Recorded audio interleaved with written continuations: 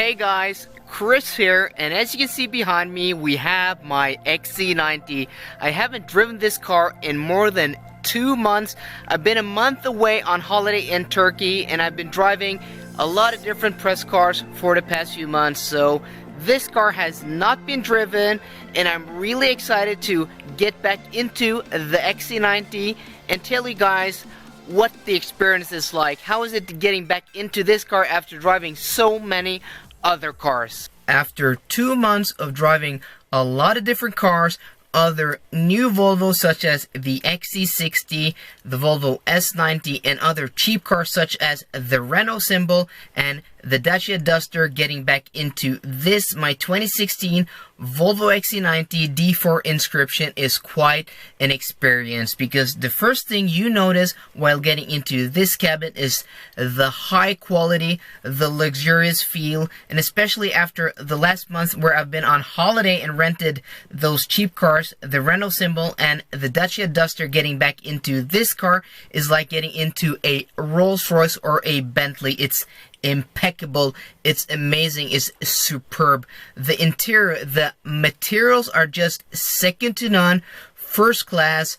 The leathers, the woods, everything, the design, the sculpture is so amazing. I can't even put enough words on how amazed I am about this interior. And the tech, especially the 12-inch TFT digital gauge cluster, is so sharp, it's like 4K. So this interior has just blown me away again, and I've had this car for 1.5 years, done 86,000 kilometers in it, so it's not like this is a new car for me. But after getting into this car, it smells of new Napa leather. A thought that was a bit frightening while thinking about it was getting back into this huge and large SUV, especially after driving small cars, medium-sized cars, and nothing really as big as this, because this is a huge car. It's 5 meters long, 2 meters wide, and 1.8 meters tall, more than 2 tons. It's huge, it's massive, this car.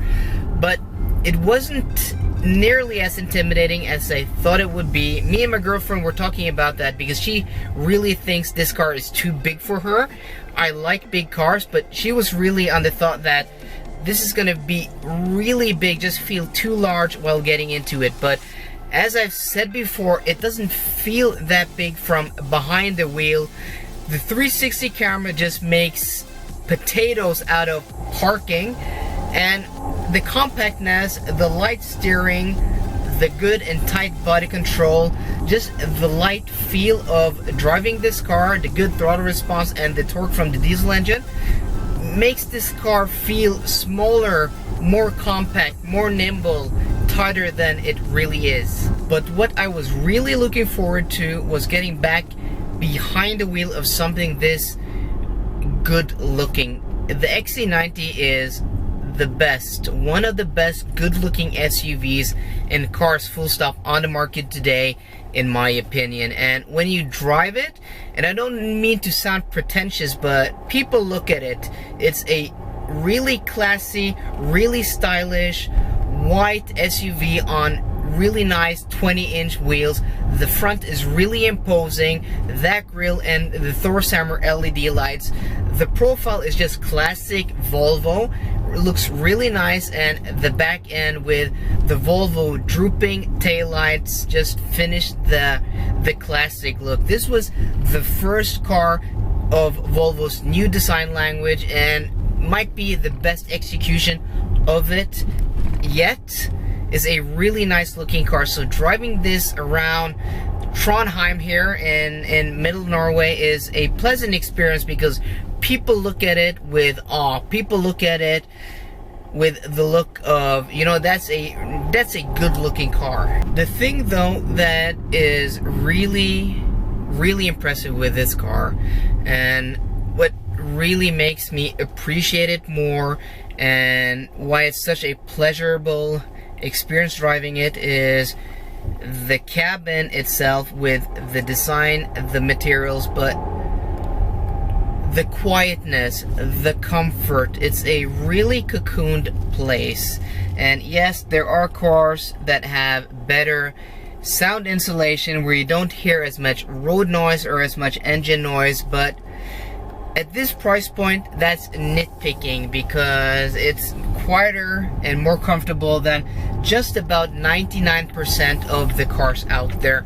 And for this price point, it's a really impressive car. It's just so quiet and comfortable. It's really relaxing to drive. You know, you can drive an Audi or a BMW or a Mercedes, top-notch premium products, really nice cars, but there's something relaxing about driving a car that doesn't try to be sporty, that doesn't try to be quick. This is a D4 diesel, enough torque, 190 horsepower. It's no race car, but it's just comfortable and quiet, and I really love that about this car. So those are my immediate thoughts and feelings after being away from this car for so long, and I'm really looking forward to the next few months where I'm gonna drive this more.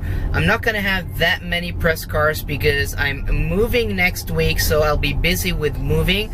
Gonna use this car as a moving car. I've done it before, moved a lot of stuff, and the trunk is huge.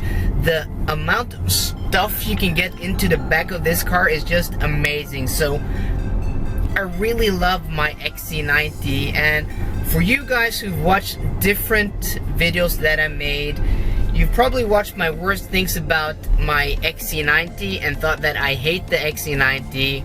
Well, I don't hate my XC90. I really love this car. It's one of the best cars I've ever had, one of the best cars I've ever driven, and one of the best SUVs on the market today. It's just a superb luxury vehicle, and I love it to death. And being back in the XC90 just feels good. Driving something this big again, a full-size SUV, just feels good. And that sums up how the XC90 makes me feel.